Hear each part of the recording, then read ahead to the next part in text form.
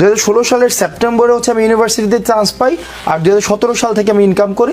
আমার প্রথমে প্রকাশনী ছিল, এই প্রকাশনী থেকে আমার নিজেরা এখনো বই আছে, এবং পরবর্তীতে আমি হচ্ছে ওই যে শেডু এডুকেশনের যে কোচিং, সেখানে আমি পড়ানো শুরু করি, এবং সেখানে আমার ঢাকা ইউনিভার্সিটিতে আমার অনেক স্টুডেন্ট আছে। আজকে মেডিকেলের রেজাল্ট দিয়েছে, সেখানেও আমার স্টুডেন্ট আছে, এবং আমি এখনও পড়াই। আমি এখনও দেখা যাচ্ছে আমার আরও 2টা ক্লাস বাকি আছে, 25 তারিখ ঢাকা ইউনিভার্সিটির পরীক্ষা। আমি দেখা যায় ফজরের পরে 6টা 7টার দিকে আমি ক্লাস নেই। এবং আমার যে ইনকাম সোর্স রয়েছে, সেই ইনকাম সোর্সের যে মূল অংশগুলো, সেটা হচ্ছে প্রথমত হচ্ছে প্রকাশনী, দ্বিতীয় হচ্ছে এখনো আমি পড়াই প্রকাশনীতে আমার ইনভেস্টমেন্ট রয়েছে, এবং হচ্ছে তারপর প্রকাশনী নাকি কয়টা প্রকাশনী? একটা প্রকাশনী।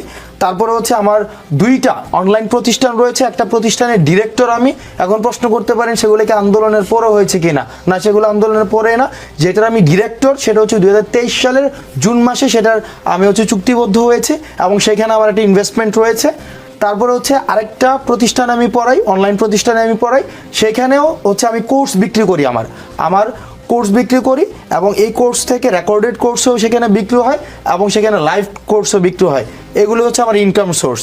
এবং আমি রাজনৈতিক দল পরবর্তীতে যদি আমরা হই বা রাজনৈতিকতে যদি আমি যাই, বা খুব দ্রুততম সময়ে আমার যে ইনকাম রয়েছে, আমার বাবার যে ইনকাম রয়েছে, আমার স্ত্রীর যে সম্পদ রয়েছে, বা আমার মা এবং অর্থাৎ ফার্স্ট হ্যান্ড রিলেটিভ যাদের রয়েছে, আমি সেটাকে অবশ্যই প্রকাশ করব।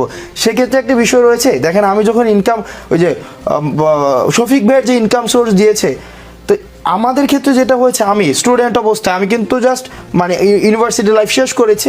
তো আমাদের ক্ষেত্রে দেখা গিয়েছে কি অনেক ট্রানজ্যাকশন আমাদের হাতে নিতে হয়েছে। যেমন আমি একটা কোচিংয়ে ক্লাস নিতাম, 15,000 টাকা দিত, এটা আমি হাতে নিয়েছি, এটার কিন্তু আমার কোনো হিসাব নাই। বা ট্যাক্সের যে বিষয়গুলো এখন আসছে, তখন কিন্তু এই বিষয়গুলো এখনো আসেনি, ওই সময় পর্যন্ত আসেনি। সুতরাং এই জায়গাগুলো স্পষ্ট করে, এবং যেটাকে একদম স্বচ্ছভাবে আমার ব্যক্তিগত আমার যেই ইনকাম সোর্স রয়েছে, সেটাকে অবশ্যই আমি প্রকাশ করব।